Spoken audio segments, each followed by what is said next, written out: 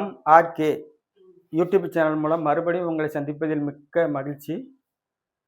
என் குலதெய்வத்தை வணங்கி, என் இஷ்ட தெய்வமான முருகப்பெருமானையும் வணங்கி இந்த வீடியோ துவங்குகிறேன்.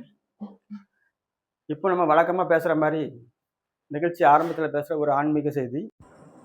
ஏழரை சனி, அஷ்டம சனி இந்த ரெண்டுலேயும் நிறைய பேர் பாதிக்கப்பட்டு இருக்காங்க. அதுக்கு ஒரு சின்ன பரிகாரம்னா இது நல்லா வேலை செய்கிற பரிகாரம். இது நிறைய பேருக்கு இதை பயன்படுத்தியிருக்காங்க. அதனால் இந்த பரிகாரத்தை பண்ணி பாருங்கள். உங்களுக்கு மன நிம்மதி கிடைக்கும், சந்தோஷம் கிடைக்கும். ஏழரை சனி மூலமாக வர்ற பிரச்சனை, ஏழரை சனி மூலமாக வர்ற பிரச்சனை கம்மியாக இருக்கும். ஒன்றும் இல்லை, காலையில் சனிக்கிழமை காலையில் 6 to 7 6 to 7 சனி ஹோரை.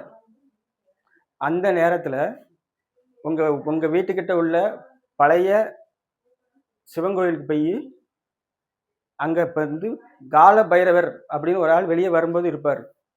அந்த பைரவருக்கு யாருக்கு ஜென்மச்சனி அஷ்டமச்சனி நடக்கோ அவங்க கையால் மண்சிட்டி விளக்கு, அதில் ஒத்த முகம் உள்ள விளக்கு 2 வாங்கி, நல்லெண்ணெய் வாங்கி 2 திரி வாங்கி வீட்டிலேருந்து கொண்டு போகணும். நீங்கள் அங்கேருந்து இங்கே கொண்டு போகிற பொருளை எதுவுமே ரிட்டர்ன் கொண்டு வரக்கூடாது. அதனால் அந்த விளக்குக்கு ஊற்ற எவ்வளோ நல்லெண்ணெய் தேவைப்படுதோ அதை மட்டும் கொண்டு போங்க, சரியா? அதை கொண்டு போய் அந்த 6 to 7 சிவன் கோயிலில் போய் அந்த மீனராசிக்காரங்க, சிம்ம ராசிக்காரங்க அவங்க கையாலேயே விளக்குக்கு தீபம் இட்டாங்கன்னா, அது படிக்கிற பையனாக இருந்தால் இது வரைக்கும் வாங்கின கம்மியான மார்க்கை விட நல்ல மார்க் வாங்குவான்.